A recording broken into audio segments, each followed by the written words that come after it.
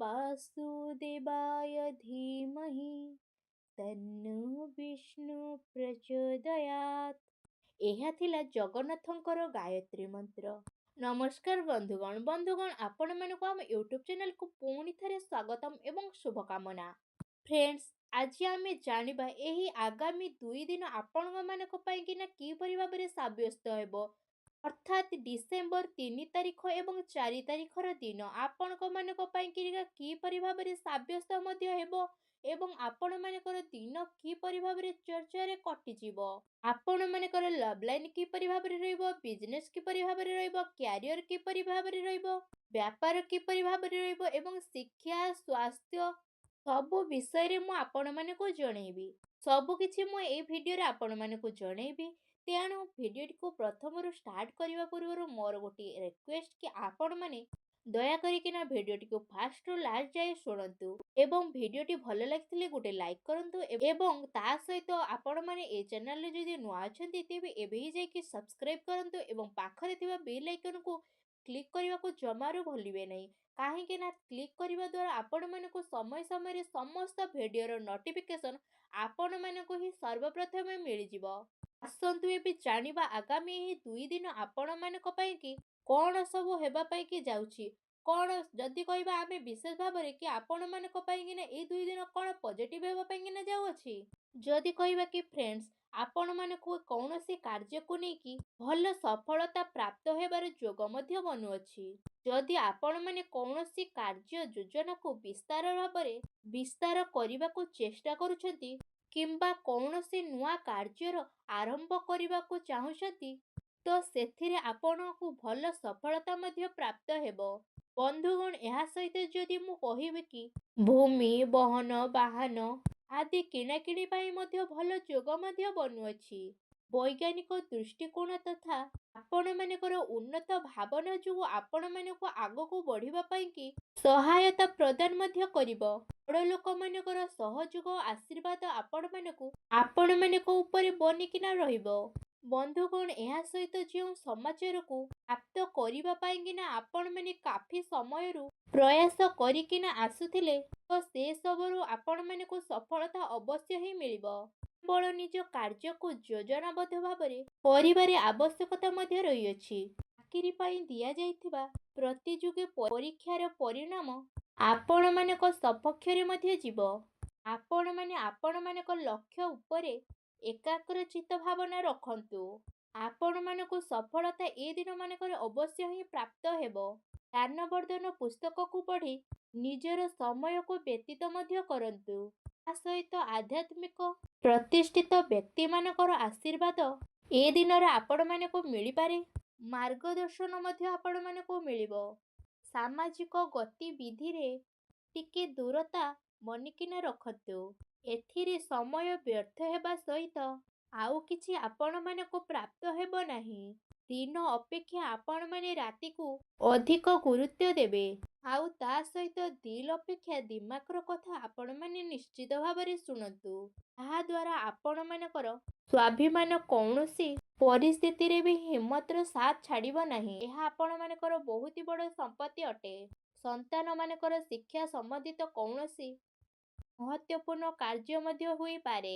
ଶିକ୍ଷା ସଂସ୍ଥାନରେ ଆପଣମାନଙ୍କୁ ଶୁଭ ଫଳ ଅବଶ୍ୟ ହିଁ ମିଳିବ।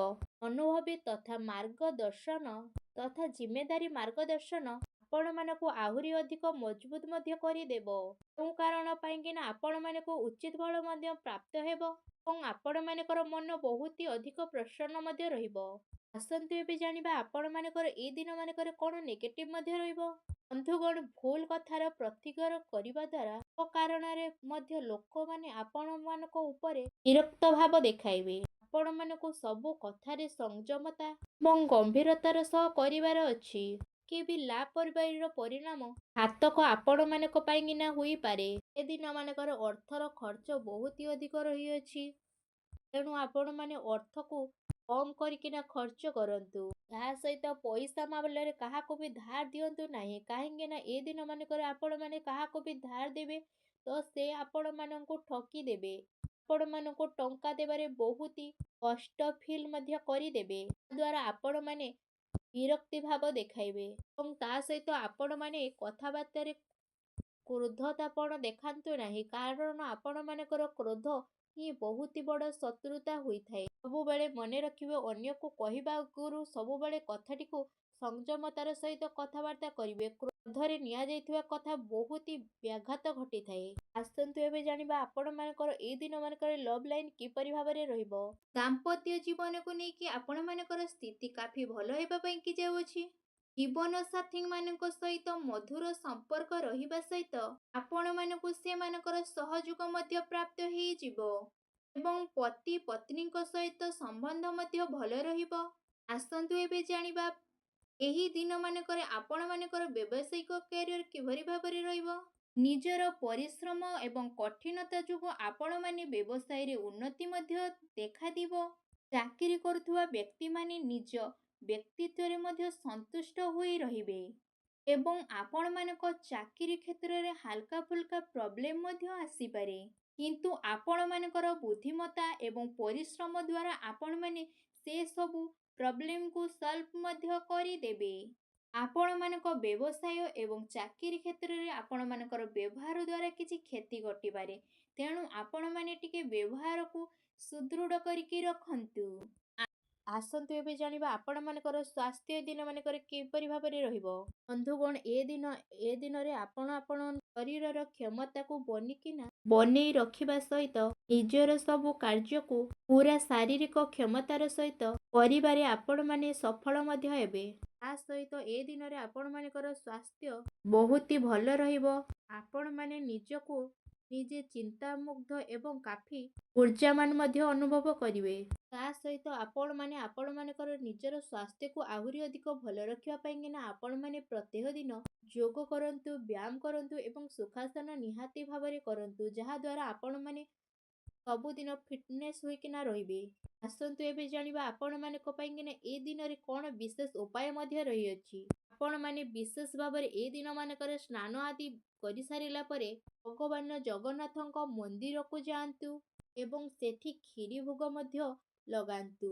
ସେଠି ବସିଥିବା କିଛି ଗରିବ ଲୋକମାନଙ୍କୁ ଯେଉଁ ଭୋଗ ଲାଗିଥିଲେ ସେହି ଭୋଗକୁ ଗରିବ ଲୋକଙ୍କୁ ମଧ୍ୟରେ ବାଣ୍ଟି ଦିଅନ୍ତୁ ଏବଂ ସେଠି ବସିକିନା ଆପଣମାନେ ଜଗନ୍ନାଥଙ୍କର ଗାୟତ୍ରୀ ମନ୍ତ୍ର ମଧ୍ୟ ପଢ଼ନ୍ତୁ, ଯାହାଦ୍ୱାରା ଆପଣମାନଙ୍କର ଏ ଦିନ ବହୁତ ଭଲ ଏବଂ ସୁଖଦପୂର୍ଣ୍ଣ ରହିବ। ଆପଣମାନେ ଯଦି ଗାୟତ୍ରୀ ମନ୍ତ୍ର ଜାଣିନାହାନ୍ତି, ତେବେ ଆପଣମାନଙ୍କୁ ପ୍ରଥମରୁ ଯେଉଁ ଭିଡ଼ିଓଟିକୁ ଷ୍ଟାର୍ଟ କରିଥିଲି, ସେଥିରେ ମୁଁ ପ୍ରଥମେ ଜଗନ୍ନାଥଙ୍କର ଗାୟତ୍ରୀ ମନ୍ତ୍ର ଉଚ୍ଚାରଣ କରିକିନା ଆପଣମାନଙ୍କୁ ଭିଡ଼ିଓଟିକୁ ଜଣେଇଥିଲି। ତେଣୁ ଆପଣମାନେ ଆଗେ ପ୍ରଥମେ ଗାୟତ୍ରୀ ମନ୍ତ୍ରଟିକୁ ଭଲ ଭାବରେ ସ୍ମରଣ କରିନେବେ ଏବଂ ଭିଡ଼ିଓଟିକୁ ଫାଷ୍ଟରୁ ଲାଷ୍ଟ ଯାଏ ମଧ୍ୟ ଶୁଣିଦେବେ, ଯାହାଦ୍ୱାରା ଆପଣମାନଙ୍କର ଏଇ ଦିନ ବହୁତ ଭଲ ଏବଂ ସୁଖଦପୂର୍ଣ୍ଣ ହୋଇକିନା ରହିବ ଏବଂ ଜଗନ୍ନାଥଙ୍କର ଆଶୀର୍ବାଦ ଆପଣମାନଙ୍କ ଉପରେ ସଦା ସର୍ବଦା ବନିକିନା ରହିବ। ଆଶା କରୁଛି ଆଜିର ଏହି ଭିଡ଼ିଓଟି ଆପଣମାନଙ୍କୁ ବହୁତ ଭଲ ଲାଗିଥିବ। ଯଦି ଭଲ ଲାଗିଥାଏ ତେବେ କମେଣ୍ଟ ବକ୍ସରେ ଜୟ ଜଗନ୍ନାଥ ବୋଲି ଅବଶ୍ୟ ଲେଖନ୍ତୁ। ପୁଣି ଦେଖାହେବ ଏକ ନୂତନ ଭିଡ଼ିଓ ମାଧ୍ୟମରେ। ସେ ପର୍ଯ୍ୟନ୍ତ ବିଦାୟ ଦିଅନ୍ତୁ। ରହୁଛି। ଧନ୍ୟବାଦ।